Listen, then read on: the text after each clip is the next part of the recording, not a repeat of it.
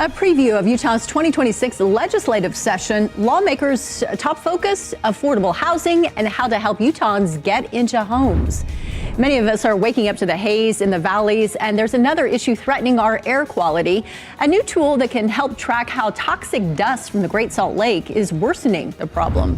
Well, it's not just athletes are getting ready for the upcoming Winter Games. One of Utah's Olympic organizers gearing up for his third time carrying the torch. Live and streaming, this is KSL News Now. Good morning, everyone. Thanks so much for being here with us for KSL News Now. I'm Lori Pritchard. We're going to get to those top stories in just a bit, but let's talk about what everyone else is talking about, and that is the haze this morning. It's all about the haze. It's not what we want to be talking about, but you know what? We're forced to do it because it's what's affecting us. We'll take a look at a webcam outside. This is on the University of Utah campus looking towards downtown, and yeah, it hasn't gone anywhere, folks. Your good old friend, Mr. Hayes, still here, breathing it in, unfortunately, as we head through the next few hours and even into this afternoon. Some relief is possible on Friday. As a storm system passes to our east, a backdoor cold front may just help to lift the atmosphere a little bit. Inversions will remain after that, though. I think we'll see haze fill right back in. It may lessen, but I don't think it completely goes away. A storm is possible on January 22nd and 23rd. That's our next best chance to clear this thing out of here. Folks, that's 8 days away. So here we go. Settle in for more haze. Temperatures will top in the low 40s most likely. Yesterday's high was 43. I think we'll end up somewhere near that mark this afternoon. Well, let's talk about that haze. You can see it right here from our vantage point of Chopper 5, how it's hanging thick in the air. And it's been like this the last couple of days along the Wasatch Front. While what we're seeing in this video is pollution, as the Great Salt Lake continues to shrink, researchers are warning about another problem with our air quality, and that's the dust. Now, a new tool from the University of Utah is helping to show where that dust could end up and who could be impacted the most. News specialist Tyrese Boone joins us live to explain how all of this works. Good morning, Tyrese. Good morning, ladies. Now, this model shows us that the dust exposure isn't the same everywhere in northern Utah. And while what we're currently seeing right now is mainly pollution, not dust, both can still lead to poor air quality. The Great Salt Lake Basin Dust Exposure Modeling Tool is now online and free to use. Users can adjust water levels in the Great Salt Lake to see how shrinking shorelines allow more dust to spread across northern Utah. Researchers behind the tool says it helps Utahns better understand where dust is coming from and which areas are affected. Malia says communities on the west side of Salt Lake Valley typically see higher levels of dust exposure. So that's how we kind of developed this tool to kind of fill in the gaps where we don't have air quality data to get a sense of how does changes in Great Salt Lake water level impact dust for different communities that don't have air quality measurements right now. Now, researchers say the model shows dust exposure can vary wildly depending on location and it can affect your health. Your breath in that dust can get deep down into your lungs, which means it can get into your bloodstream. So that's the concern. So if you know where the dust is going, you can better understand your risk. Malia says more data will be added soon, explaining the model from dust patterns from 2018 all the way to 2023. Reporting live from Salt Lake City, Tyrese Boone, KSL 5 News. Back to you. All right, Tyrese, we have a link to that on our website, ksltv.com. Meanwhile, breaking overnight, a shelter-in-place has been lifted for a Taylorsville neighborhood after neighbors reported gunshots. Police say they heard even more gunshots coming from a home on D Park Drive near 6200 South, 2700 West after they arrived. The home was split into two levels. The upstairs tenants were evacuated. Police say they found the suspect in the lower level and arrested them. No other information this morning on why the suspect was shooting or their identity, but police say there is no longer any threat to the public. A man in South Ogden is now facing multiple charges after police documents say he lured officers into an ambush last week. Police say James Rio shot at his neighbors and hurt two of them. This led to a SWAT standoff where police say Rios also shot at them. He eventually surrendered. He faces 7 counts of attempted aggravated murder, among other charges. A Spanish Fork man accused of shooting at a SWAT team during a domestic violence call is also facing charges this morning. 58-year-old Alan Searle is charged with 5 counts of attempted murder. He's accused of shooting at a SWAT vehicle and their team members returned fire. Searle had minor injuries. He was booked into jail. We have new developments after a Utah Highway Patrol trooper hit and killed a man last week. The Utah County Sheriff's Office is identifying the victim as 34-year-old Jack Wilcoxon of Eagle Mountain. This happened at the intersection of Lake Mountain Road and Pole Canyon Boulevard. The trooper was on duty when he hit Wilcoxon, who was walking in the area. Investigators are still trying to learn exactly what happened. And police in West Valley City say a man hit a UTA bus while driving under the influence. It started around 8:30 last night when officers got a call about a rollover crash. They responded and found a car upside down in a pond between 2200 South and the freeway. Officers got the driver out of that car and found that he wasn't hurt, but they say he showed signs of heavy alcohol use. At the same time, officers got a notification about a hit and run on a UTA bus. The vehicle the man rolled into the pond matched the suspect vehicle. He is now in custody. In Weber County, numerous agencies were called out to fight a house fire. Crews were called to this home in Marriott Slaterville just before 7 o'clock last night. They arrived to find flames racing up the front of that home. They were able to get everyone out safely, along with 2 dogs and a cat.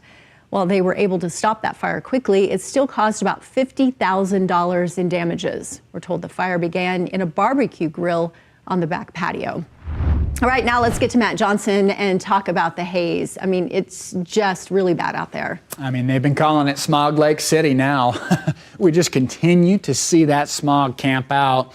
Logan's right now 23 degrees, so colder up in Cache Valley, one because its latitude sits higher. Their elevation's also a little higher than Salt Lake, and they've also got snow on the ground. 28 in Salt Lake City. That's actually cooler than what's up at Alta, 32. 21 in Vernal and St. George at 48 degrees. You look at the air quality sensors from north to south along the Wasatch Front, it's more of the same, right? We've got yellow to orange as far as air quality is concerned. If you're starting to feel some dryness or some itchiness in your eyes and throat, your chest is tight, well, that's because we're on day 6 of this inversion. You've been breathing it in. Temperatures in the low 40s is what we'll get along the Wasatch Front. Wasatch back, warmer, up near 50 degrees today. I got a 45 in Moab and 59 in St. George. Coming up in just a few minutes, we'll take a look at the 7-day forecast and when we might be able to break this inversion. That's all coming up. Matt, we'll check back in with you. As ICE protests erupt across the country, dozens of protesters in Salt Lake City march to defend what they call a people's policy against ICE cooperation. The march ended at the city council meeting where there was a discussion on the role of ICE and whether Salt Lake City is working with them. This march comes as President Trump announced starting February 1st, his administration will not make payments to any sanctuary cities or states. Mayor Aaron Mendenhall released a statement saying the city is a certified welcoming city, and there are no discussions right now to become a sanctuary city. The council issuing a statement saying they will work with ICE when it comes to keeping the city safe, but says officers will not participate in federal immigration operations. Okay, so what's the difference between a Salt Lake City is a welcoming city or a sanctuary city? Sanctuary cities focus on resisting working with federal immigration enforcement. Welcoming cities focus on encouraging migrants to trust police and supporting migrant residents in areas such as education, jobs, and health. And once again, President Trump says he plans to withhold federal funding from those sanctuary cities and states. He says the move is necessary because he believes sanctuary cities do everything possible to, quote, protect criminals at the expense of American citizens. Now, the president said the funding would stop beginning on February 1st. Last year, the Trump administration attempted a similar move to deny funding to more than 30 of these cities, but was blocked by a judge. The Trump administration announcing that after 3 decades, the U.S. is ending temporary protected status for Somali immigrants. That's adding even more concern for many Somalis, even for those who are in this country legally.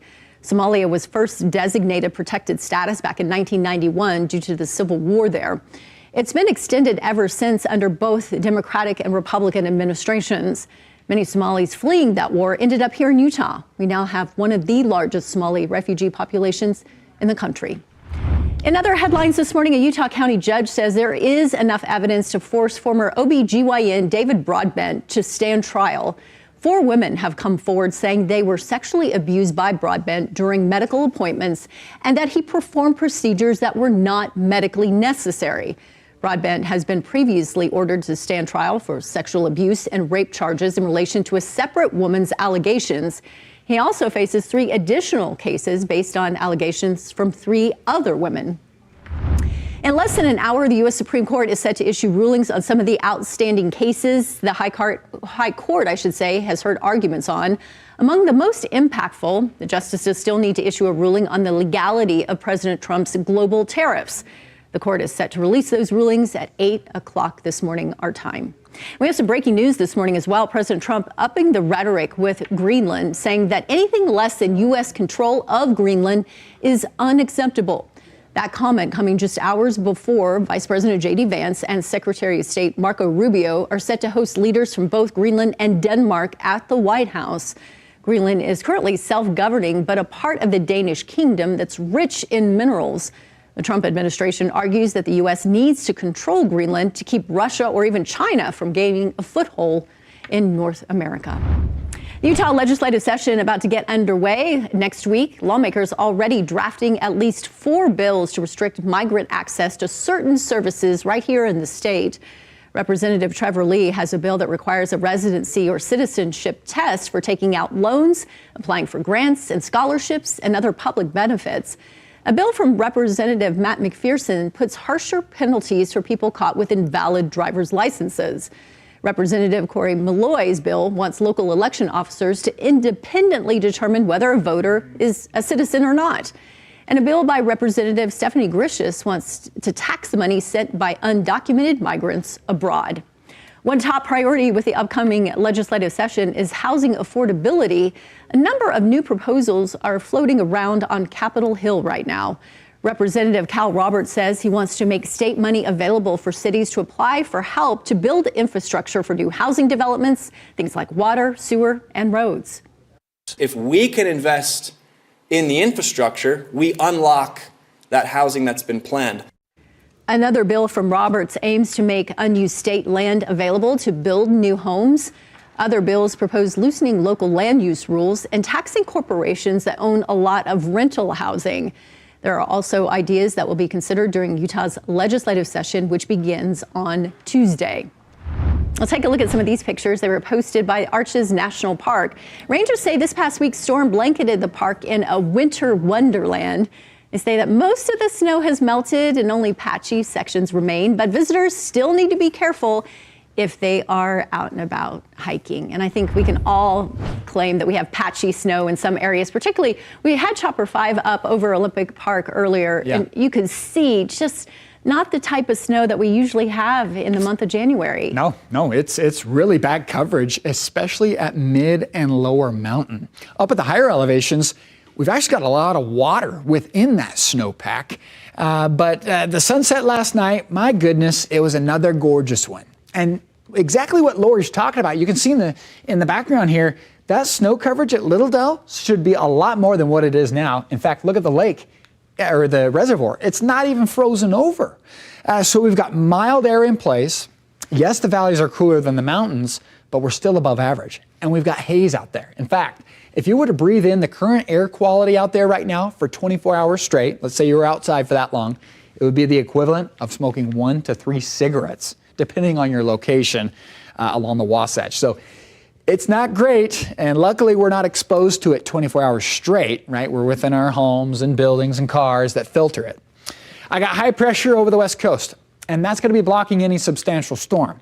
Now, what's going to happen as we move into late week, Friday, is that we'll see the jet stream, which is along this color gradient here. We'll see some cooler air along with stronger winds try to move over the state.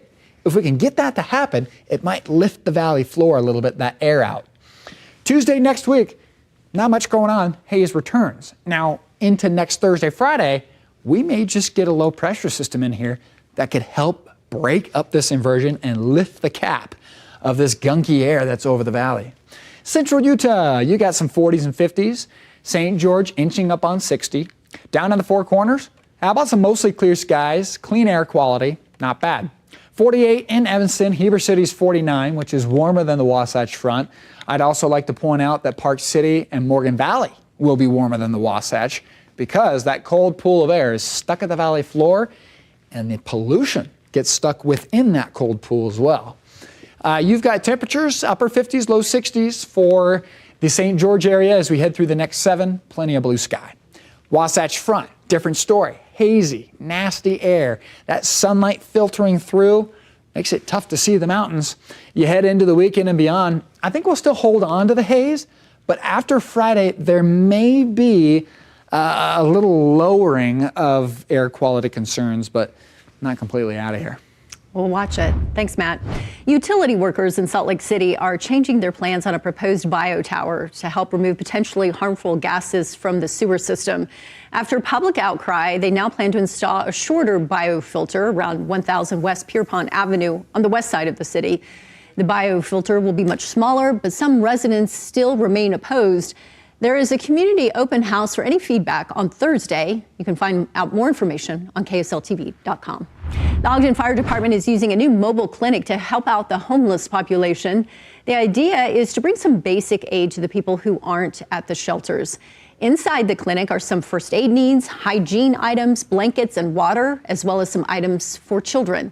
The hope is that more people can come to this clinic for non-emergency medical treatment, freeing up ambulances for severe emergencies.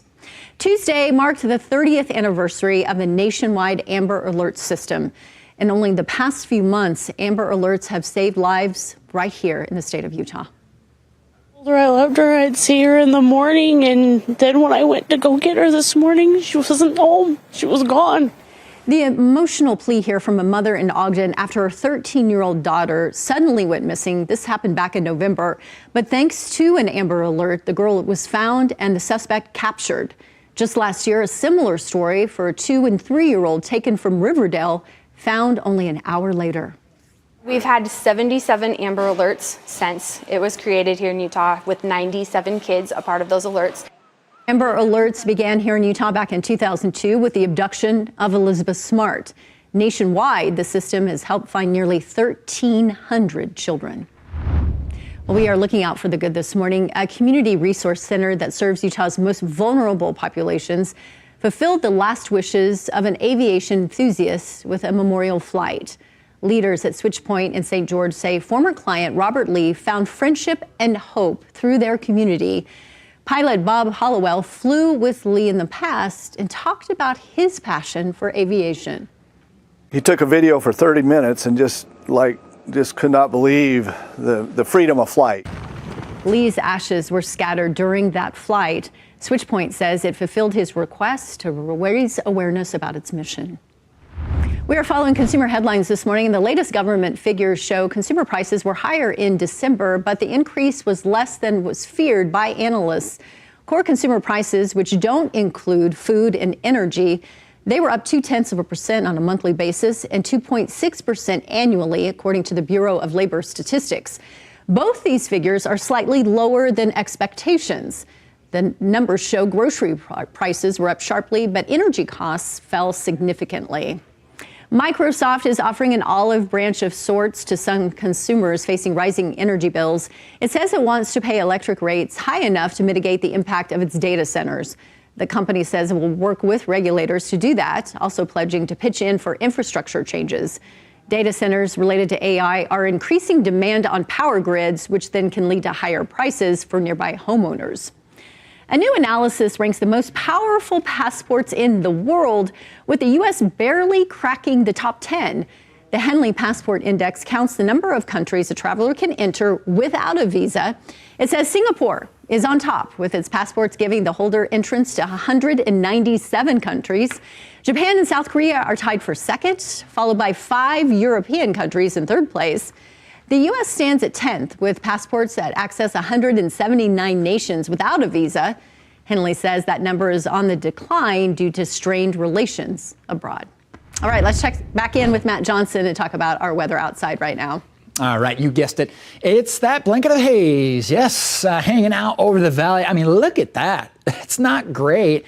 Blue skies up above, but down at the valley floor, stuck within the cold pool, is all that nasty air, and it extends down into Weber and Davis counties. It doesn't matter where you go along the Wasatch Front, you're running into haze.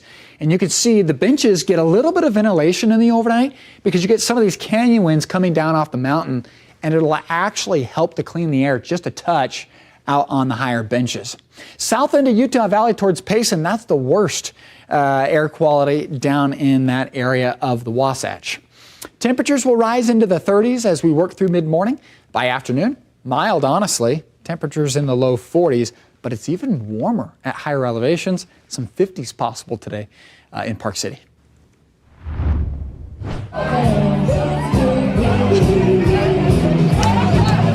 Oh, do you recognize that guy? It is Benson Boone. He took a trip to Salt Lake City. The pop star appeared at the Westerner, which is a country dance club and bar in Salt Lake City. Fans took to TikTok to show off their pictures and their experience line dancing with the man himself. We'll take a look at this. Chopper 5 getting a bird's eye view over Utah's Olympic Park.